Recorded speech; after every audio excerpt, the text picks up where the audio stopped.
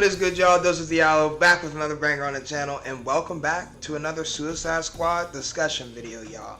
But more importantly, it's on Suicide Squad Season 2, Episode 1, Frozen Hearts. I wanted to talk about that because I did beat the whole, DLC Part 1, basically, and I'm more excited for Part 2, let me go ahead and say, only because we finally got our confirmation that the Justice League were clones. Now, a lot of people speculated this since the game was first out, but officially, we finally got our confirmation with this update and with this DLC. We saw that the Flash has came back from Brainiac's ship and all that, but the way he got there is still a little not sitting too well with me, but it is what it is. I wanted to talk a lot about Season 2, Episode 1, just to give y'all my thoughts and what I enjoyed about the season, because personally I really enjoyed the first episode and it's making me more excited for Episode 2, and I think I enjoyed it the most because of Mrs. Freeze. But we're going to get into all that in our discussion today, so sit back and let's go ahead and talk about some Suicide Squad Kill the Justice League, y'all. I guess I want to talk about my experience with Season 1, well, I'm still calling it Season 1. Season 2, Episode 1, Frozen Hearts, because it has been a really good experience. For what I played and what missions I've done, I've really enjoyed myself, and I also enjoyed playing as Mrs. Freeze. Mrs. Freeze is a really good addition to the team. I thought at first I wasn't going to like her once I started playing with her and I seen her whole backstory and everything, but I really have a lot of fun with her, and I like how she plays and works with the Suicide team. It sucks that we didn't get Killer Frost or any other member that's usually on the Suicide Squad team, but we got somebody different. I feel like what they're going for is more of a nostalgia run for all the people that played the Arkham games or just doing the first two, and also the last character as people that we remember from the Arkham games. We got Joker, Mrs. Freeze, and then the last character is supposedly Deathstroke. If that's the case, they're just on a nostalgia run, basically to show us that they are paying homage to the DC universe. Well, not DC universe, the Arkham universe, and they're showing us that, hey, they may be from other Elseworlds, but these are the characters that you've known and loved since we played the original Arkham games. And I don't have a problem with that. I just hope that it continuously gets better and the story progressively gets better as well, because the story that we have in this Episode 1 is pretty interesting. The whole fact that Mrs. Freeze has been fighting Brainiac's forces on her planet for a while, and that she's actually gotten the better on him, and that she's actually starting to figure out ways to counteract his forces and stuff like that. That's really cool, and I'm interested in the whole idea of where we go from there, because with this season they also brought back one of the members of the Justice League, the Flash. We'll get into more of that as I go on and talk about other things that I like about the season as well, but them bringing the Flash back is a huge part for the story. Also, because we know where else this could go. If they bring back the whole Justice League, we're going to get our conclusion of the story, and also what they've been up to and what's Brainiac been up to. The whole way that the Flash even entered the scene is interesting as well. It seems like he already was on the ship and was already in the midst of escaping and got out of the cell that he was in anyway, so hopefully we get a more in-depth look of that on Episode 2 whenever that drops. I can't remember what Episode 2 is called, but I hope that we get a little bit more of an understanding whenever that comes out.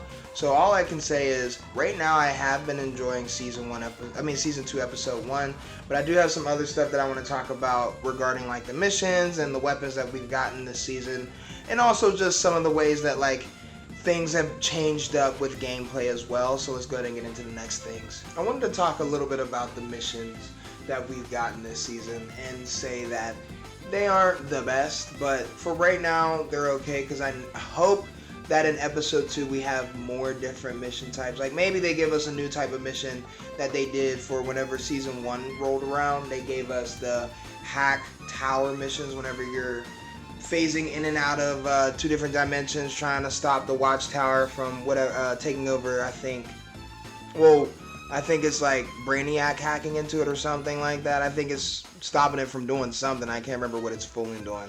Goes to show how much I play the hack missions, right? But still, I think that they need to have more different type of mission types I know I just said type, but like still, they have to have different type of missions. The way that the way that these missions are going now, they are gonna get repetitive because we did these literally in the first season.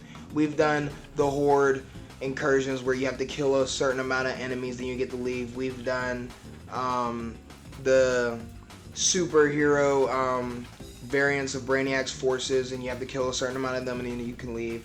We've also done the kill a bunch of brute enemies, and then you can also leave as well. We've already done those missions, so the fact that they came back in season 2 is a little upsetting, but it also leaves a window to maybe have more mission types for episode 2, because you know that those stay on the map whenever you start episode 2, just like how in season 1 did. Whenever they dropped episode 2, they had all the missions on the map that you can go around and do, if I'm remembering correctly. If not, that's a bad move on them, but if I'm remembering correctly, yes, they were all sitting on the map, and you can go back and choose what type of mission you want to do. That's smart on their play, only because they're giving you the option to do and also switch up the gameplay styles of what you're doing. But the fact that they gave us 2 Watchtower missions for this season is a little upsetting, because one was already enough, and they could have just threw in something a little bit different. Maybe like, I don't know.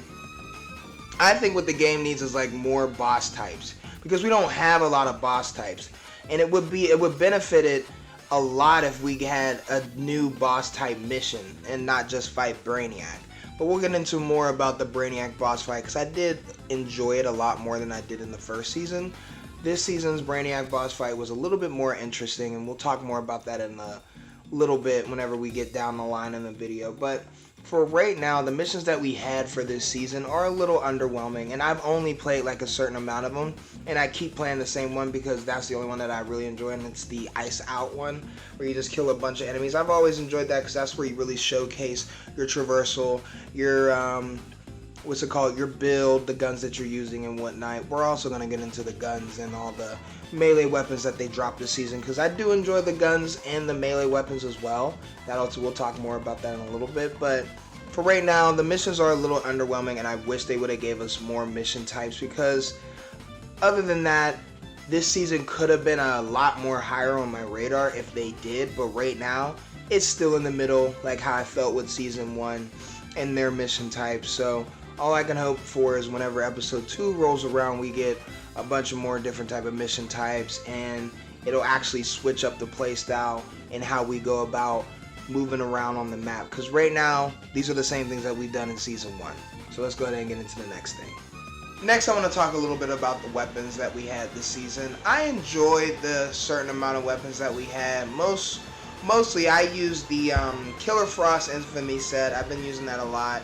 And I use the Assault Rifle more with Mrs. Freeze, because I do want to use her cooler talent tree, like, her cooler talent tree, like, I don't know how to say it, way or path. I don't want to do like the physicist or anything. I want her to be more of like a freezer. I want her to freeze anything that's in her path.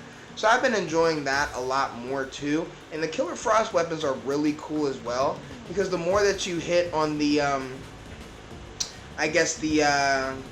critical reloads, if you do them more, you'll do like this heat absorption thing, and the gun bullets turn red, and I believe it does more damage to enemies that are frozen, if I'm not mistaken.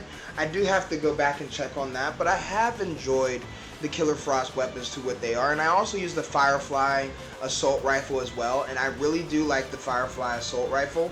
It does a lot of damage to the enemies that are already burning, so I always make sure I am burning my enemies whenever I'm using Mrs. Freeze, and then they do a ton of more damage whenever I'm shooting the weapon. And then it also has the alt fire, where it does fire damage already. So if the enemy is already burning and then you use the alt fire, you'll do more amount of damage to that enemy. So I do appreciate the fact that they're adding new type of like elements into the guns as well. It also adds to the playstyle of the game. So I've been enjoying that. There are other weapons that I haven't grabbed yet. I did get the I think it's some type of grenade. It's like an incendiary grenade. Whenever I throw it, it does multiple explosions. When I throw it, it does like, in that direction, it does more explosions, if that makes sense. I wish I showcased it more, but I didn't really use the grenade as much as I thought I was. I do enjoy the grenade. It does add to my set, and it makes my set a lot stronger. But yes, I have been enjoying the weapons that we had this season, and then also I do like the Parasite weapon as well. It's like I use the Parasite melee weapon for Mrs. Freeze, and it does. So like, say if their enemies afflicted and they don't die, the next hit will do 100% more damage to that enemy that's not afflicted or around that area. So I have been enjoying the fact that like they are adding more type of ways to switch up your playstyle, especially with like the weapons that they're putting in and the guns and everything. So it's been a good addition to the game. I do wish that some of the more weapons that we've gotten had ult fires. I do like the ult fire aspect of weapons. I wish that the Killer Frost weapon had like an ult fire whenever like you shoot it, it does like freeze damage. You can switch to the ult fire and it does freeze damage as well to enemies that's already frozen. That'd be pretty cool, but I'm not too mad about it, you know, because we already have weapons that do that stuff. It doesn't matter that they don't add it onto the Killer Frost weapons, because I know that in the next episode we're getting more Infamy sets. I think it's Icicle Infamy sets. I don't know too much about the villain Icicle, but I do hope that they have like some type of ult fire or whatever to add on to the playstyle of this game. But I do want to talk about some more things. This video will be a little long because we are going to be just reviewing and talking about the couple things that they have dropped in Season 2, Episode 1, Frozen Hearts. So just stick with me and bear with me. I am going to talk a little bit about the boss battles. I did mention that earlier. We are going to get into that because I do think they switched it up just a little bit to make it more enjoyable. But they could have done a lot more to make it more enjoyable for the player as well. So let's go ahead and move into the next topic.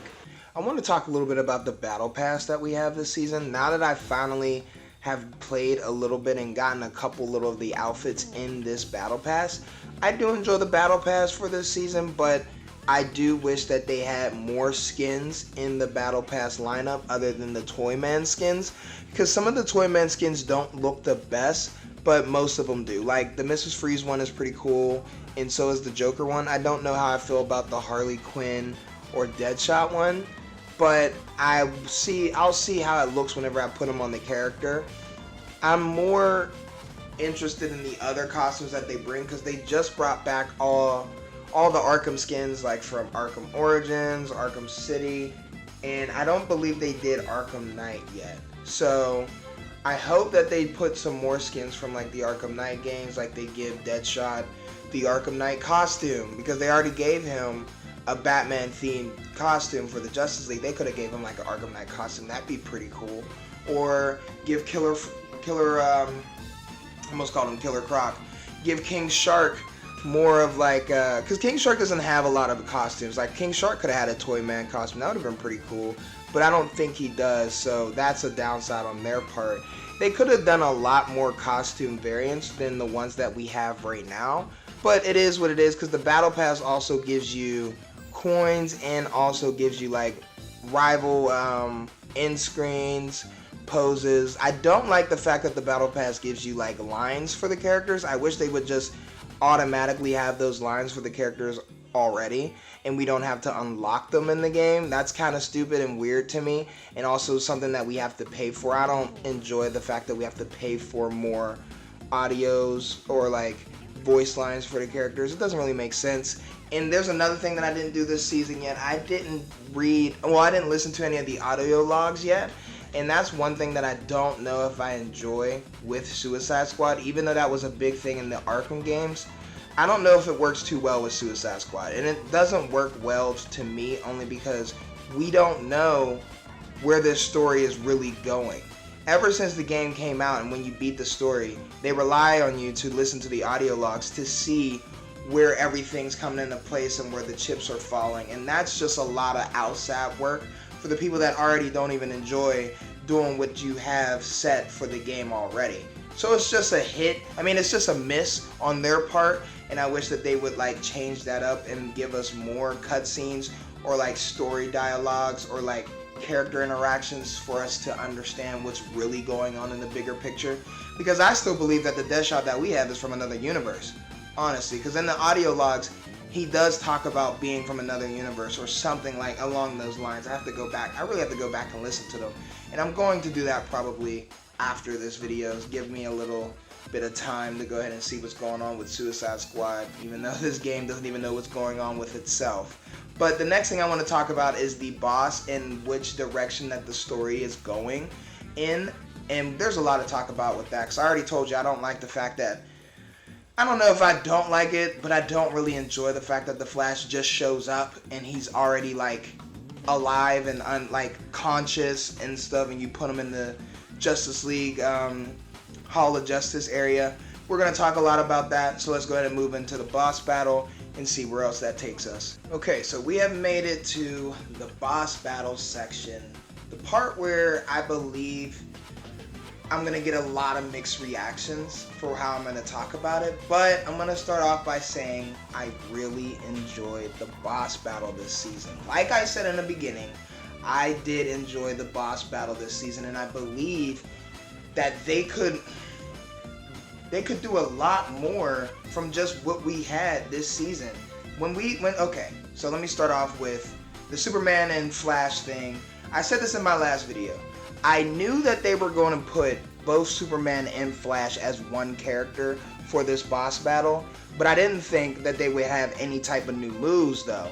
So we'll talk about how I didn't enjoy the whole idea of them having Superman and Flash as one character and we were fighting them. I thought that was a little like lazy, and I thought that they just weren't trying at that point. But when you play the boss battle and you're actually doing it, it's pretty entertaining and enjoyable, only because you have both Superman and Flash running around the whole map and changing between one another. It's not just Superman one time and Flash another time. They're both doing things. So it's interesting that they were able to add on to the boss battle aspect and make it more, I guess, challenging. Because whenever you're playing and you're doing this boss battle, you have Superman doing his little laser beams, he's grabbing helicopters, he's doing his ground pounds, throwing his freeze breath, doing thunderclaps and whatnot. But when you have Flash in the play, Flash is doing his tornado move, and then he'll change the Superman and laser the tornado, which now does fire damage, and it has like little tiny fire effects that go around the screen as well. That's pretty cool, and they're adding on to the fact that, hey, we can make the boss battles a little bit more unique, but that's not like game changing, but it is different. And it adds on to that whole idea, like, y'all can put in ideas and actually, put effort into the game if you continue to do stuff like this. And I wish that the boss battles had a lot more like hazards and a lot more like abilities, because they do the same type of moves. They just add on to one another and just do a bunch of different extra things. Like I said, you got Flash doing his tornado and then Superman lasers it. But then he also, whenever Flash does his little ball move and he's running around in that circle, and all those flashes make that circle ball, and you have to throw the grenade to blow it up, Superman will then blow his freeze breath on it, and then it'll track you on the map, and it'll turn into an ice ball, which is pretty cool. That's another way to switch it up, and I enjoy that they're giving new ways to switch up the move set, but it's still technically the same fight, so you can't not think about that whenever you're doing it. It does sit in your mind like, hey, this is the same fight, so y'all really aren't changing up too much, and you're still adding the same type of things. We shoot the little like purple thing, and we're able to now attack Brainiac and everything now. But I do appreciate the fact that they changed it a little bit. I just wish they would put more work into other aspects of the game. Like I said, the enemy types. We need more enemy types. Enemy types will definitely change the game around, and I really hope that they have a new type of enemy in episode 2. Like I said, Superman enemies, they fly around the map, they have laser vision, they do the thunderclaps, they have the freeze breath, and they don't use guns. That'd be pretty cool. I would enjoy that whole new type of enemy variant. It would be really cool for the game. But who knows, as far as like what we got right now, we don't really know what can really happen with Suicide Squad, and it sucks, because after the Brainiac boss fight, this is where you get to see the Flash come in, and he's like, oh yeah, he ran around the ship, and I guess he got out before Brainiac was able to catch him, or whatever. However they're doing it, I don't really know. But like I said earlier, it just didn't sit right with me the fact that Flash was already conscious on the ship and he randomly got free, and now that you have him, you take him back to the Justice League Hall of Justice. Well, I said the Justice League Hall of Justice. I know that was like redundant and I shouldn't have just said that. Maybe I should have just said the Hall of Justice. You take him to the Hall of Justice and you're putting him in this capsule, and now the next thing I believe that they're doing is reviving the Justice League, because who knows, maybe the Justice League will be playable characters in the future after we get them all like released from the thing, because they even have like a capsule for Wonder Woman, and that'd be pretty cool if we saw a way that Wonder Woman can come back, because we know essentially Wonder Woman is a demigod that was made from clay, so they could play into the fact that, hey, you know, we could just remake her, go back to the Themyscira, remake her, tell her mom all that stuff. If her mom is still alive, they could just remake her or find a way to bring her back, because they wouldn't have a capsule for her if she couldn't come back. But that's neither here or there. A lot of things were wrong with this season, but a lot of things were cool. Like, they did a lot of good things, and the good things that they did was Mrs. Freeze, a good fun boss battle, and some nice cool weapons. The downside of it all, though, it feels like the same game. Nothing really changed to make the game better and bring more people into play. But I'm gonna go ahead and tie up all my final thoughts, and we'll go ahead and see how I really feel about Season 2, Episode 1, Frozen Hearts of Suicide Squad Kill the Justice League. Suicide Squad Kill the Justice League has a really, really rough community.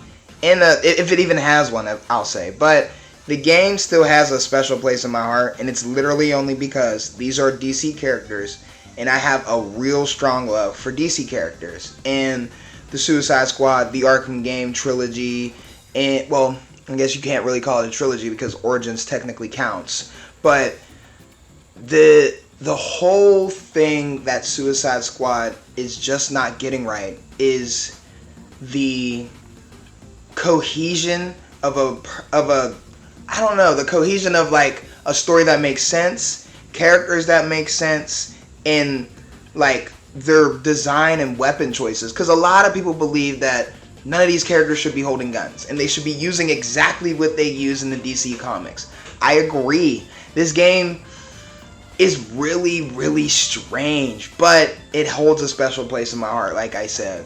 And how I feel about Season 2, Episode 1, Frozen Hearts, I did enjoy it, but it's not something that I'm going to remember or talk highly about because it's not the best that the game could really be. This game could be way better. The live service aspect could work, but they're not executing it properly, and it's taking a toll on Rocksteady's company as like a whole, and it's really letting a lot of people, a lot of hardcore fans down. So all I can say is that Suicide Squad Kill the Justice League could be a lot better, but right now it's just not. Thank you so much for watching. I really hope you guys enjoyed, and if you did, drop a like. Stay safe, y'all. Peace!